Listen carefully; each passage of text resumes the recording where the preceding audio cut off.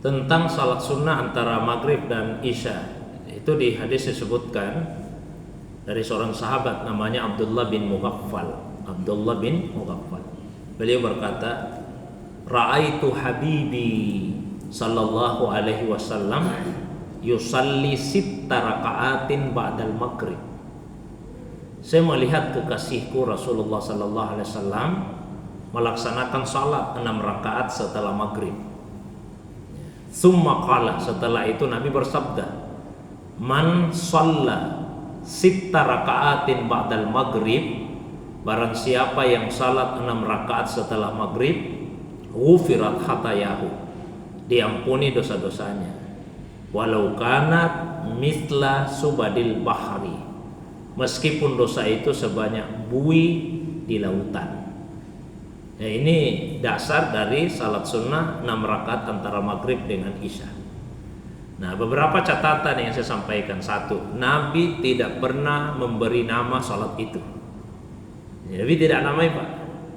Meskipun kemudian para ulama fikih memberikan nama terhadap salat tersebut. Salat itu diberi nama salat sunnah awwabin.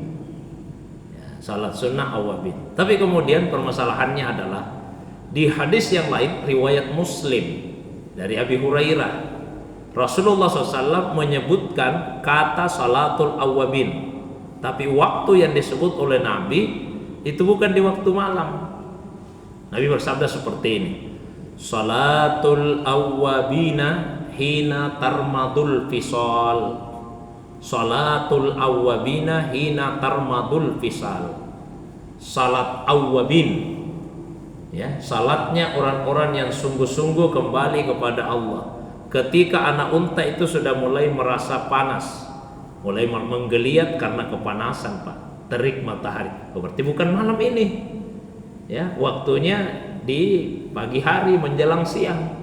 Kan disebutkan anak unta mulai menggeliat karena merasa kepanasan. Nah, itu awwabin. Maka ulama kemudian mengatakan, oh, salat yang dimaksud di hadis riwayat Muslim tadi adalah salat duha, karena salat duha yang waktunya seperti itu. Jadi salat duha dinamakan juga dengan salat awwabin. Nah, tapi sebetulnya tidak usah dipertentangkan. Kan begini, Pak, nama salat ada yang dari Nabi, tentu berdasarkan wahyu dari Allah. Tapi banyak juga salat-salat sunnah itu bukan Nabi yang memberi nama, ulama yang memberi nama. Nabi tidak menamai, Nabi hanya menyatakan dalam kondisi seperti ini atau salat begini, ya, lakukanlah. Nah, tapi Nabi tidak kasih nama, ulama yang memberi nama.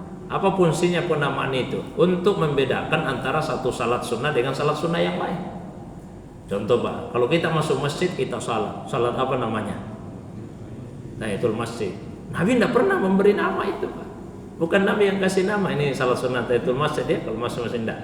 Ya, Nabi sebut hanya begini, idza jaa ahadukum al masjid, kalau ada salah seorang di antara kalian yang mendatangi masjid. Di hadis lain disebut idza dakhala ahadukum al masjid, kalau ada salah seorang yang masuk masjid, fala yajlis, janganlah dia duduk, hatta yusalli raka'atain, sampai dia salat 2 rakaat.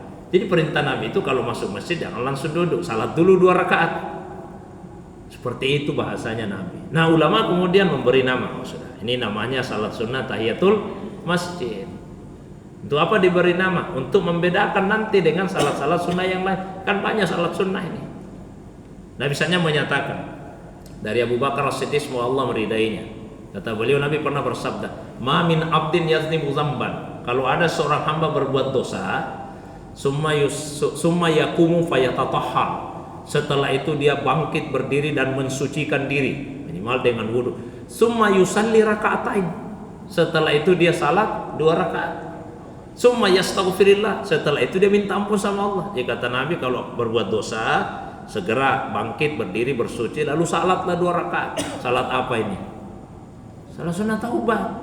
Nabi tidak memberi nama, Nabi hanya mengatakan kalau sudah berbuat dosa, nah, segera bersuci kemudian salat. Ulama kasih nama, ini namanya salat sunnah taubat. Dan sekian banyak salat-salat sunnah yang lain, Pak, Nabi tidak memberi nama. Nah, kalau kita cermati pemberian nama itu ada beberapa pertimbangannya. Ada salat yang dinamai berdasarkan waktu. Kalau salat-salat wajib kan berdasarkan waktu. Tadi disebut salat subuh karena dilaksanakan di waktu subuh, atau disebut salat fajar karena dikerjakan di waktu fajar. Jadi ada salat yang dinamai sesuai waktunya. Salat duha, loh kok disebut salat duha? Sesuai waktunya, Pak. Satu. Yang kedua, ada salat yang diberi nama dengan melihat apa penyebab salat itu dilakukan. Apa penyebabnya sampai dia dilakukan? Seperti tadi, disebabkan Anda masuk masjid, salatlah. Berarti namanya salat sunnah tahiyatul masjid. Nama ini berdasarkan penyebab. Ada salat yang diberi nama berdasarkan tujuan. Tujuannya, apa yang Anda tuju, yang Anda inginkan dari salat itu. Misalnya, kata Nabi, kalau ada seseorang yang punya hajat, lalu dia salat 2 rakaat, Allah akan penuhi hajatnya, disegerakan atau ditangguhkan. Oh, dikasih nama salat sunnah hajat. Ada juga salat, Pak, yang diberi nama berdasarkan keunikan salat itu. Ada keunikannya ini salat yang membuat dia berbeda dari salat-salat yang lain. Seperti salat tasbih. Kan Nabi tidak pernah memberi nama, ulama yang kasih nama. Nabi hanya mengajarkan kepada diantaranya pamannya. Ya, Abbas bin Abdul Muttalib, semoga Allah SWT meridainya. Paman, saya ingin memberikan satu amalan ini. Kalau kamu amalkan, Allah ampuni 10 jenis dosamu. Yang lalu, yang akan datang, yang sekaligus, yang bertahap dosanya, yang dilakukan sengaja, yang dilakukan tidak sengaja, yang terlihat, tersembunyi, yang kecil, yang besar, 10 jenis dosa dia pun. Lalu Nabi ajarkan salat 4 rakaat, ini bacaan-bacaan tasbihnya. Ulama, Nabi tidak kasih nama. Dia memberi nama siapa? Ulama. Dikasihlah nama salat itu salat sunnah tasbih. Sebetulnya bukan cuma tasbih yang dibaca, di dalamnya juga ada tahmid, ada tahlil, ada takbir. Tapi masa namanya terlalu panjang? Salat sunnah tasbih wa tahmid wa tahlil wa takbir. Ya sudah dikasih, diambil saja satu, salat sunnah tasbih. Ada juga salat yang diberi nama berdasarkan keunikan yang menyertai. Kalau tadi itu salatnya yang unik, nah sekarang keunikan yang menyertai salat itu. Contohnya apa? Salat sunnah tarawih. Kenapa disebut dengan tarawih? Bukan karena waktu, bukan karena penyebab, bukan karena tujuan, bukan keunikan salatnya, tapi keunikan yang menyertai salat. Karena dulu Nabi melaksanakan salat di malam Ramadan itu banyak jeda-jeda waktunya. Kalau sudah salat 4 rakaat misalnya, beliau istirahat panjang, salat lagi istirahat panjang. Karena banyak selingan istirahatnya, dikasihlah nama salat sunnah tarawih. Sudah berapa tadi pertimbangannya, Pak? Nah, yang berikutnya, ada salat yang diberi nama berdasarkan sifat orang yang melakukan salat itu. Sifat orangnya. Nah, seperti salat sunnah awwabin. Karena awwabin itu sebetulnya bukan sifat salat, sifat orang yang salat. Awwabin jamak dari awwab. Awwab itu dari kata auba. Auba artinya kembali. Orang yang kembali kepada Allah ada 3 levelnya. Yang level paling rendah namanya taubat. Taubat. Orangnya disebut taib. Kalau sering dia bertobat, tawab. Ada. Kemudian yang kedua disebut inabah. Orangnya disebut munib. Level ketiga disebut dengan aubah. Orangnya disebut awab.